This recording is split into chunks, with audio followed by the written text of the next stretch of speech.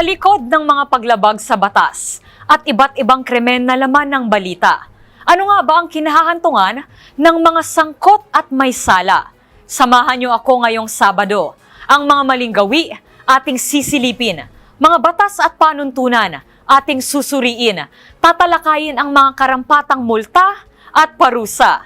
Ako si Rose Babiera. At ito, ang Hoy! Bawal Yan! Narito ang mga nakalap nating report ngayong linggo. 13 milyong pisong halaga ng smuggled na langis, nasabat ng BOC, parusa sa paihi modus. Alamin, nasabat ng Bureau of Customs ang abot sa 13 milyong pisong halaga ng smuggled fuel, lula ng isang motor tanker at ilang lorry truck sa isang pier sa San Juan, Batangas. Wala namang maipresenta ang mga sakay nito na legal na dokumento sa mga otoridad na maaaring maharap sa mga kaso. Ano nga ba ang maaaring kaharapin ng mga may sala? Alamin sa report ni Dustin Bayog. Naharang ng Bureau of Customs o BOC ang isang motor tanker at ilang lorry trucks na may dalang hinihinalang smuggled na langis na subukin port sa San Juan, Batangas. Ayon sa BOC, nagkakalaga na 13 milyong piso ang nasabat na smuggled fuel matapos ito ikasang operasyon katulong ang ilang ahensya ng gobyerno. Nasa kabuang 200,000 litrong smuggled na diesel ang nakumpiska, lula ng M/T Feliza kasamang 11 lorry trucks. Dagdag ng BOC, ang iligal na pumapasok na smuggled fuel at ang tinatawag na paihi modus o paglipat sa mga maliliit na vessel ng hindi na markang langis upang makaiwas sa buwis ay naglalagay sa panganib na makakagamit ito. Ang mga may-ari naman, kapitan ng barko, mga crew, kabilang nasa truck ay walang may presenta na legal na dokumento at ngayong naharap sa kasong violation ng Section 117 at ang 1113 ng Republic Act No. 10863 o ang Customs Modernization Tariff Act. Nakapaloob sa Section 117 na dapat may deklarasyon ng mga produktong ine-export o ini-import, kabilang ang mga clearance, lisensya at iba pang kinakailangan dokumento. Habang nakalagay sa Section 113 na makukumpiska mga uri ng transport na naglalaman ng mga smuggled na produkto. At base sa Section 1401, ang mga lalabag dito ay maaaring maharap sa kulong o multa na nakadepende sa halagang makukumpiska ng mga otoridad. Sa kaso ng nasabat sa Batangas, maaari itong maharap sa kulong na 6 na taon hanggang 12 taon o multa na 1.2 milyong piso hanggang 15 milyong piso. Maaharap din sa kaso ang mga nahuli sa ilalim ng Republic Act No. 10963 o ang Tax Reform for Acceleration, Inclusion o TRAIN Law, kung saan ang mapatutunayan nagbenta, nag-trade, nag-deliver o nag-transport ng hindi markadong langis ay maaaring maharap sa multang 2 million pesos sa first offense, 5 million sa second offense at 10 million at revocation ng lisensya sa ikatlong offense. Parusa sa batas sa mapapatunayang ipinagbibili ang anak. Alamin, isang matagumpay na entrapment operation ang naikasa ng PNP Women and Children Protection Center sa Quezon City matapos nitong masagip ang isang sanggol na iligal na ibinebenta online. Ano nga ba ang magiging sagutin sa batas ng sino mang mapapatunayang ipinagbibili ang kanyang anak? Alamin sa report na ito.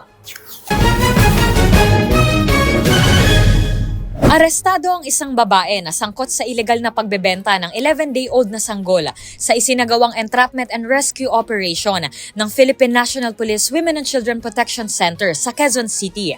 Naganap ang bentahan online kung saan nakatakdang bilhin ng undercover team ang bata sa halagang 50,000 pesos. Ano nga ba ang sagutin sa batas ng sino mang mapapatunayang ipinagbibili ang kanyang anak? Nasa ilalim ng Article 4 Section 7 ng Republic Act 7610 o ang Special Protection of Children Against Abuse, Exploitation and Discrimination Act na mahigpit na ipinagbabawal ang pagbili o pagbebenta ng bata para sa pera o para sa ibang dahilan tulad ng barter o pakikipagpalitan. Ang sino mang gagawa nito ay mapapatawa ng reklusyon temporal hanggang reklusyon perpetua o ang pagkakakulong ng 12 hanggang 40 taon. Halos kapareho ang isinasaad sa mga panibagong batas na Republic Act 9208 na inamyendahan ng Republic Act 10364 o ang Anti-Trafficking in Persons Act na itinuturing na isang uri ng child trafficking ang pagbibigay o maski iyong pagtanggap ng bata, lalo na iyong paggamit ng mga bata bilang pambayad utang. Tinatawag na qualified trafficking ang paglabag sa batas na ito at ang sino mang mapatunayang sangkot dito ay maaaring patawan na panghabang buhay na pagkakakulong at multa na hindi bababa sa 2 milyon hanggang 5 milyong piso. Sa ngayon, nasa kustodiya na ng PNP-WCPC ang suspect na ito, habang ang biktima ay nasa pangangalaga naman ng Department of Social Welfare and Development o DSWD. Katok program ng PNP, mas pinaigting, parusa sa hindi pag-renew ng lisensya ng gun ownership. Alamin, nilinaw ng Philippine National Police o PNP na hindi magdudulot ng takot sa publiko ang Revitalize Katok program ngayong paparating ang eleksyon. Ito ay pagsuporta sa ipinatupad na election gun ban na paninigurado na arehistrado at hindi paso ang lisensya ng mga taong nagmamay-ari ng baril. Ano nga ba ang kakaharapin ng mga hindi rehistrado o expired ang lisensya ng isang gun owner? Nagbabalik si Dustin Bayog. Nagpahayag ang Philippine National Police o PNP na ipagpapatuloy nito ang operasyon ng Oplan Katok kasunod ng implementasyon ng election gun ban upang masiguro na ligtas sa magiging halalan sa Mayo.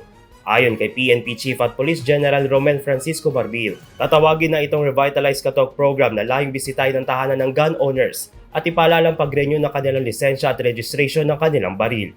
Ayon sa inamenda ang Section 19 ng Republic Act No. 10591 o ang Comprehensive Firearms and Ammunition Regulation Act, dapat ma-renew ang mga license to own and possess a firearm o LTOPF at registration ng firearm sa loob ng 5 hanggang 10 taon. Ang lalagpas sa araw ng expiration date ay maaari magresulta sa revocation ng lisensya at ng firearm registration, maging sa pagkupiska ng mga baril. Papatawan naman ang permanenteng diskwalifikasyon sa pag-apply ng firearm license ang taong hindi na-renew ang kanyang lisensya at ang firearm registration. Samantala, pinagbabawal din sa batas ang iligal na pagmamay-ari ng baril na maaaring maharap sa kulong na nakadepende sa anong klase o uri ng firearms. Kaya kung mayroon pa kayo nakitang ipinagbabawal na akto o mayroon kayong reklamo, itag nyo kami sa DZRH. Hoy! Bawal yan! Lalaki na ninakaw ang korona ni Santo Niño at iba pa mula sa simbahan sa Pampanga. Arestado! Isang lalaki ang huli sa akto na nagnanakaw ng mga gamit at pera mula sa simbahan sa Mabalacat City, Pampanga. Ayon sa ulat, tinarget umano nito iyong gawa sa ginto at ipong pera mula sa donation box sa simbahan. Kilala ang suspect sa lugar, kaya madali rin itong natuntun ng pulisya. Ano nga ba ang parusang kakaharapin niya? Alamin sa report na ito. Isang lalaki ang arestado matapos makuhanan sa CCTV ang pagnanakaw nito mula sa isang simbahan sa Mabalacat City, Pampanga. Ayon sa hepe ng Mabalacat City PNP, pumasok sa side steel gate ng Our Lady of Grace Parish ang suspect. Madali na nitong napasok ang wooden gate mula rito. Kita sa CCTV na nagtangka pa itong kunin ang life-size crucifix, ngunit nauwi ito sa gold-plated na korona ng Santo Niño at gold-plated na chalice na mas magaan sa krus. Tinangay din ito ang halos 20,000 pesos mula sa donation box sa simbahan. Nang tanungin ang suspect kung bakit nagawa ang krimen, tugon nito ay utos daw ito sa kanya ni Mama Mary. Madali namang natukoy ang suspect sa video, kaya agad din itong nahuli na nakilala sa alias Bong. Na-recover na rin ang mga ninakaw nitong gamit at naibalik na sa simbahan. Sa ngayon, nahaharap ang suspect sa kasong theft. Ayon sa Article 308 ng Revised Penal Code, anuman ang gawin ng mga mandurukot, nakasaad sa batas na ang pagkuha ng anumang bagay at ari-arian ng iba nang walang pahintulot ng may-ari nito para sa pansariling kapakinabangan nang hindi gumagamit ng puwersa, dahas o pananakot ay itinuturing na theft. At ang sinumang mahuli na sangkot sa theft ay maaaring makulong ng 1 araw hanggang 12 taon at maaari pang tumagal ng hindi lalampas sa 20 taon, depende sa halaga ng nanakaw na pera o ari-arian. At bukod sa theft, nahaharap din ang suspect sa kasong paglabag sa Republic Act 9165 o ang Comprehensive Dangerous Drug Act of 2002 matapos itong makuha na ng droga nang ito ay mahuli.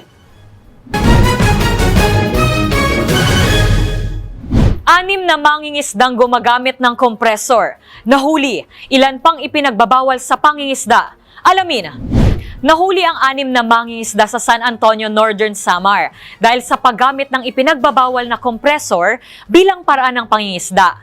Ang 6 na individual ay lumabag sa ilalim ng unauthorized fishing na isinasaad sa batas upang maprotektahan ang ating marine resources. Ano nga ba ang paraan ng pangingisda na ipinagbabawal sa batas? At ang parusang maaaring kaharapin ng gagawa nito? Alamin sa susunod na report. Naaresto ng San Antonio Municipal Police Station o MPS ang 6 na individual na nahuling gumagamit ng compressors upang makapangisda sa katubigan ng Barangay Pilar ng San Antonio, Northern Samar. Ang mga naaresto ay naabotang gumagamit ng hindi markadong motorized bangka kasama ang ilang illegal fishing paraphernalia.